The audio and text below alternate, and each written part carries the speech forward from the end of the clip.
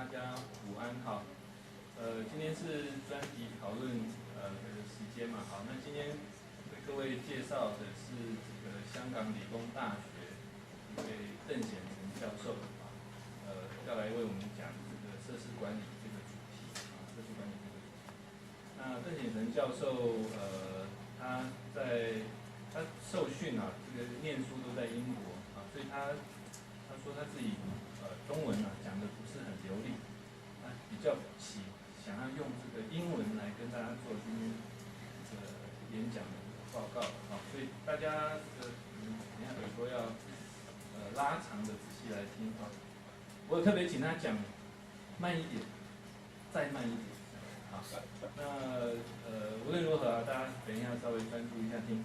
我们会请他稍微在几个时间点停下来，好，如果大家听得懂不懂，我会调进来跟大家沟通一下，好，补充说明一下，好。那简单介绍一下邓显成教授的背景啊，他现在在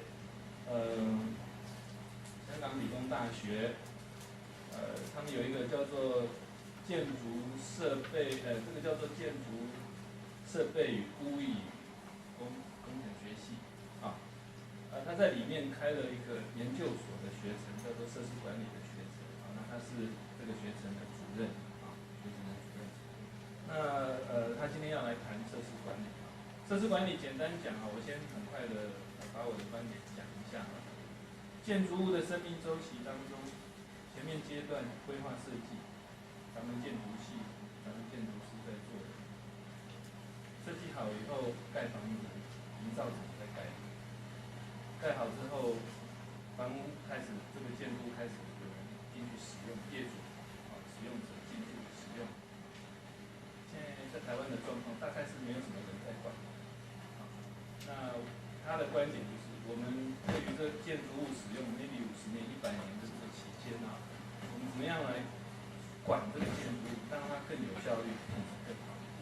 那这个可能是大家可能还过去并没有去思考到或注意到的课程。那我想不再用太多时间了，把这个麦克风交给邓教授，那请他来为各位讲解他心目中一个理想的所谓设施管理，以及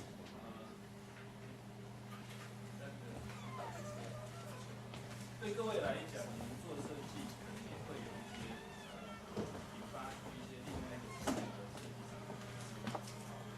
因为最主要请他来演讲呢，希望各位方面你建筑设计的时候，怎么让它在后面使用的50年当中，不会有更好管理啊，不会让使用者造成一个太大的负担。那我们是不是掌声欢迎一下邓教授？Good afternoon. Can you hear me? 听得到吗？我刚讲了半天都没有声音。一半的声音。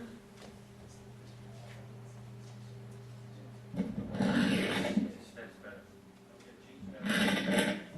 Okay, that's better.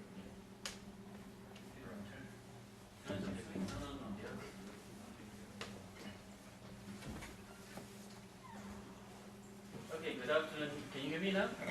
Yeah. Thank you for coming and thank you for inviting me here. As Professor Tu mentioned to you, facility management as a discipline is not very well known, or there is not a lot of awareness from the owners, both public and private, in Asia and Pacific. Now, I've been involved in this area for more than 30 years. I started the second graduate course while I was in the UK, when I was at Heriot-Watt University in Edinburgh. And I was there for 22 years, right? As an undergraduate, and then remained as a staff. And that's when I started, I call my journey in facility management. And by the way, my first degree is in quantity surveying. I think American would call it cost engineers in the construction. And my second degree is construction management, right? And then I jump on to a research in at the time, maintenance management of building, which I knew absolutely nothing about. I'm honestly telling you that, right? But I have a baby to feed and a wife there, and I've got a 22 months contract, all right? And like you from Asia, we don't ask questions, right? I hope you learn to ask questions, because there I was, right, with my second degree on a subject that I'm going to do research which I knew absolutely nothing about. And the history of that is that I started on this area, I go on from one research contract to another for 10 years.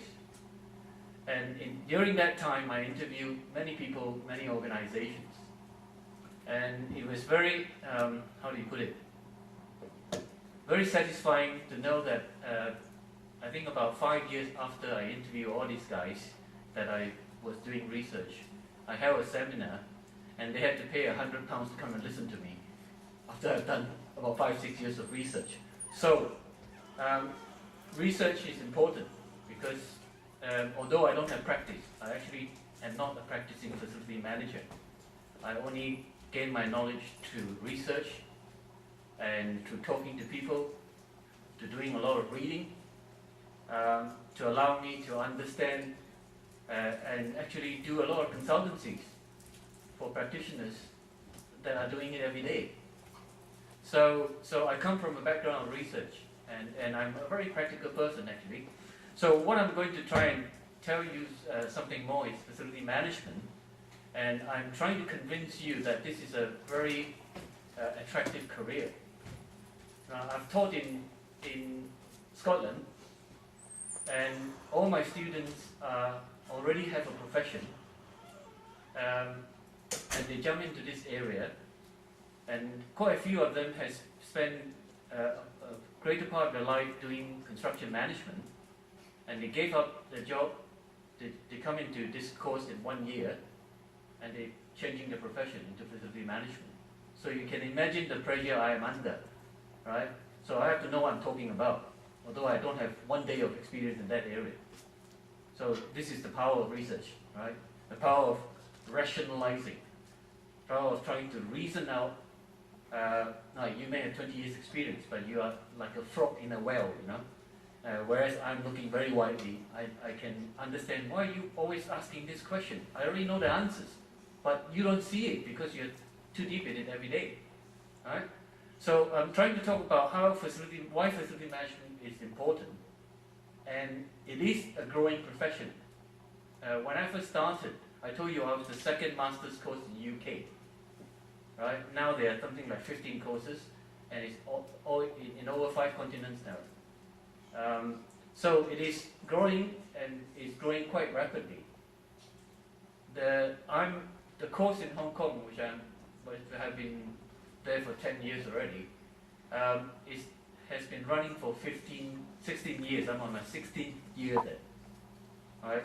And every year I have 100 applicants, and in 1 year I had 180 applicants applying for 40 places, right? And they are all working people, services engineers, building surveyors, very few architects though, some consultants, quite a lot of government department people looking after government offices. In fact, I had something like 7 senior middle management from a department called Leisure and Cultural Services. They look after museums,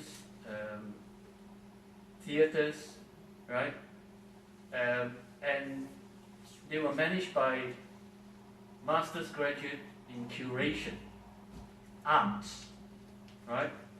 So one of my students was the director of technical services there, and when he graduated, he was a sort of not a young man.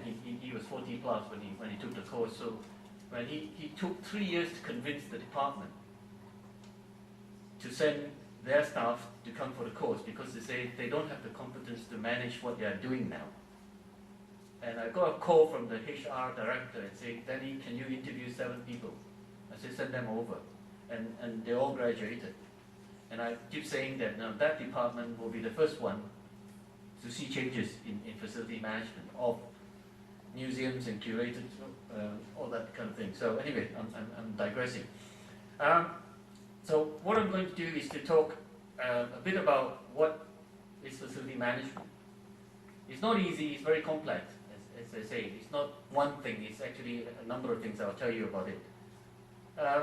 And then I'll give you a summary of what all the professional institutions, now you have professional institutions in America, in UK, many European countries, Hong Kong, Singapore and Malaysia are starting. So each of them has got different definitions of facility management. And each of them has started to define what are the core competence. So if you're an architect, you must satisfy certain requirements. If you're an engineer, you must satisfy certain requirements before you can call yourself an engineer. Similarly, all these professional institutions in facility management have started to define, if you want to be a professional facility manager, you must know this, you must be able to do this. So I'm going through something like 3 or 4 countries. Right? The reason I can do that is that because I was right in the middle of this when UK first started it. Right? I was in a committee in UK, and I was in a committee in Australia, and now I'm the council member in Hong Kong. So I'm aware of the development and the issues involved. And then I'm going to sort of talk a bit about what I see, right, having been in the field for 30 years, what the key components of facility management are. Now, having gone through the scope, you probably understand why I'm saying that facility management is not one thing. It's actually 3 or 4 different subsets, depending on what you want to specialize. There are different skills. Right? That's why it's complex. And then one aspect of which is design, because as Professor Tu has told you, right, it takes 2 years to design it and build it. What about the next 30, 40 years when if you're an investor making money out of it, if you're a government making use of the facility, and when you build it, the first cost is just very small, actually 10-15%. The other 90% of cost is when you're using it, like this building. How long has this building been on? Right? The electricity, the cleaning, and everything.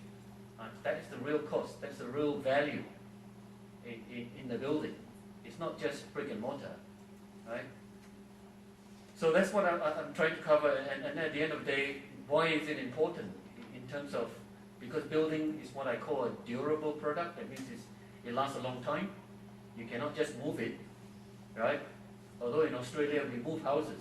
You can go to a contractor and look at a timber house and say, I want that house. They can actually transport that house to your site and put it on stilts, right? So that's not what I'm talking about. We're talking about building